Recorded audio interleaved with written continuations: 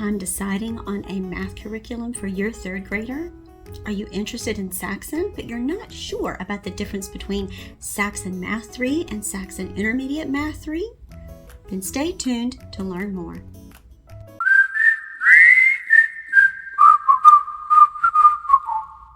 Hi, I'm Kimberly, and welcome back to my channel. It's Only Homeschooling.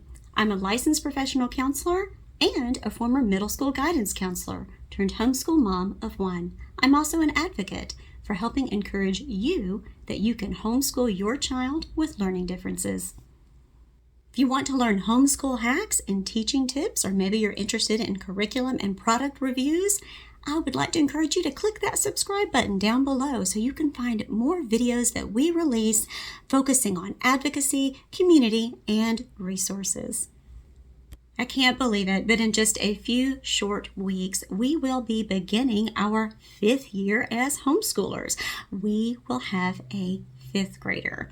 Now, while we used Saxon Math for first grade, second grade, and part of third grade, and stay tuned, I will get to the reasons why we switched from Saxon later on in the video. But we did use Saxon Math for first grade and second grade. In third grade, things got a little bit challenging, so we decided to do a third grade reboot. We started out 6 weeks going in, and I actually did try both of these curriculums. We started out using Saxon Math 3, faced so many different challenges with that curriculum. So then I thought, okay, let's try a slightly different one, Saxon Math Intermediate 3. We spent a couple of weeks on that curriculum, still no better. So we shut everything completely down and we did our third grade reboot, where we started over completely fresh with a new curriculum to relaunch our third grade year. If you want to learn more about our experience with our third grade reboot, I will put a card up here linking to our video for Bye-Bye Saxon and how we did a comparison between the math that we switched from to the math we are using now. In our experience, Saxon Intermediate Math 3 was definitely a step up, a higher level. Initially, when I was looking at the program, I chose it because it looked like less repetitive work, I'll be honest. So much of that beat a dead horse, skill and drill that goes with Saxon. I just traded one set of problems, in all honesty, in our household for a different set of problems. It was still very dry. It's definitely a spiral program. They're both spiral in nature, but that was not what worked for us. So we ended up abandoning it. I would say initially we also tried Saxon Intermediate 3 because we thought it would help promote a bit more independent work. While my son is very strong in math, his math skills aren't the issue. It is the handwriting and the repetitive nature of so much written work and the way the problems are spaced on the page with some visual tracking that posed quite a bit of difficulty with us, and especially with his diagnoses of developmental coordination disorder and dysgraphia. So it just was not a good fit. Program. Saxon Math Intermediate 3 was initially supposed to be something that helps promote more independent work for the student. However, that does depend on your student and their individual learning differences. As I stated earlier, it didn't work for us in our learning challenges. If you have a child who does not do well with spiral learning and they do well with more mastery, where they want to completely, like we do in BJU now, where we go through one complete concept and then we take a test on that concept and then we move on before we go to the next chapter. If you have a student that struggles with mixed practice, where they get one concept one day and then they introduce another concept and then they spiral back to it. If they struggle with a spiral approach, or if they struggle with needing to stay focused on that one concept at a time, they might not do as well with the Saxon Intermediate 3. Another big difference is that Saxon Math 3 comes with 2 large teacher's manuals and 2 components. Whether it also gives you that hand holding, that bit of that script, which is something, if you're not strong in math like I'm just not. It's my least favorite subject. It's nice to have that script and that hand holding there. In lieu of a traditional teacher's manual, Intermediate 3 has a solutions manual. It has the answers in it to complex solutions for the textbook problems that it corresponds to. So essentially they say there is no need for the traditional teacher's manual because they say the text is pretty self-explanatory.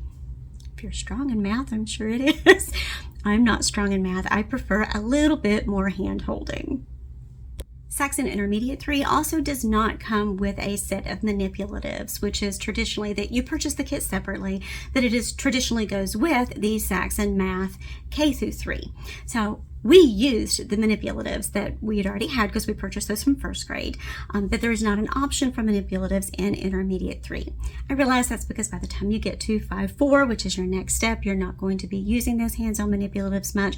But if you have a student that simply prefers to use those as they build their math skills and confidence, you would need to purchase them from one of the other programs or just find substitute manipulatives that you can use at home.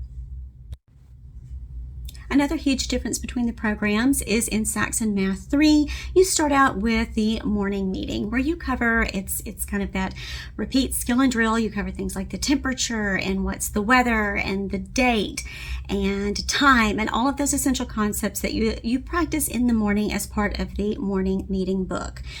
Something in lieu of that, the Saxon Intermediate 3 has what they call a power-up. Power-up activities are a bit more involved warm-up activities to get you ready for the lesson for the day.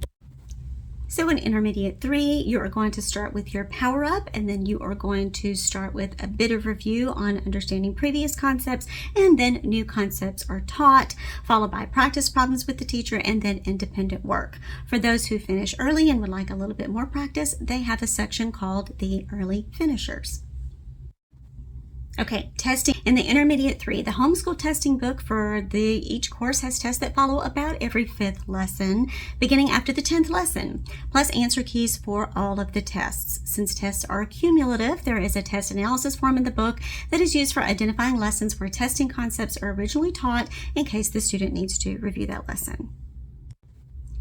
So all in all, there is quite a bit of difference between the two programs in terms of how much script that you're provided as a teacher, how much support and hand-holding that you are provided as the teacher, and how well your student works independently. If you have a student that works a bit more independently and is doing a little bit better in math or is strong in math and does not have a need for the manipulatives, Saxon Intermediate 3 might be the best pick for you. If you have a student that you need to work on a little bit more mastery of those concepts, or it goes a little bit slower, and it's still a spiral approach, and they're still going to have new concepts introduced and then come back to concepts that you previously learned, but they're also going to incorporate things like social studies and science connections to mathematics and a bit more hands-on projects from time to time, anywhere from taking a survey to, I remember one lesson, it had to do with multiplication and addition and counting peanuts and then making peanut butter out of it. If that's something that you want to incorporate into it, then traditional Saxon 3 is going to be the better pick for you. So while it has been almost 2 years since we used these programs, we have decided we are not a Saxon family. It might be a good fit for you, and for some people it works really well. So all in all, that is our experience with and our comparison between the two Saxon Math and Saxon Math Intermediate 3 programs. Saxon ended up not working at all, either one of them, for our family. In 3rd grade, we faced some additional challenges. We actually ended up being diagnosed. My son was diagnosed with dysgraphia late last year. We kind of knew about it in 3rd grade, but decided getting into 4th grade when we started our hybrid homeschool program that it was time to officially have him tested for the diagnosis. So it would give us more information, not just so that we would have the label, but so we would know how to help him. We had to reach out for others around us who knew a little bit more to show us how to better help our son. So in the end, we have not been a Saxon family since 6 weeks into 3rd grade. But I thought I would go ahead and do this review. We have switched to BJU, and if you want to learn all about our experience with BJU from 3rd grade, from the beginning of the year to the end of the year, there are 2 different videos that I'll put up here for you to click on. And if you want to learn about more curriculum reviews or teaching tips or mashup learning, or one of our very big passions that we have here at It's Only Homeschooling, which is community outreach, service, and volunteerism. One of our biggest goals is to help you, part of Character Ed training, teach your child to have a servant's heart in their homeschool. Then subscribe to my channel. And if you like this video, click the like button below so YouTube will know that you want to see more content like this. Until we meet again, thank you so much for watching, and thank you so much for stopping by.